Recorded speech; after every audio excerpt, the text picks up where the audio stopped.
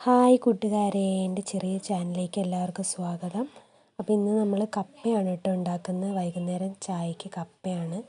അപ്പോൾ ഞാൻ ഉണ്ടാക്കുന്ന രീതി ഇങ്ങനെയാണ്. കുക്കറിൽ വെള്ളം വയ്ക്കും. അതിലേക്ക് കുറച്ച് കല്ലുപ്പാണ് ഇടുന്നത് കേട്ടോ. കല്ലുപ്പിടും. അത് കഴിഞ്ഞിട്ട് വെള്ളം തിളച്ച് കഴിയുമ്പോൾ കപ്പയിടും. വെള്ളം തിളച്ച് കഴിയുമ്പോൾ കഴുകി വെച്ചിരിക്കുന്ന കപ്പയിടും. എന്നിട്ട് അത് ഇട്ട് കഴിഞ്ഞിട്ട് അതവിടെ മൂടി വയ്ക്കും.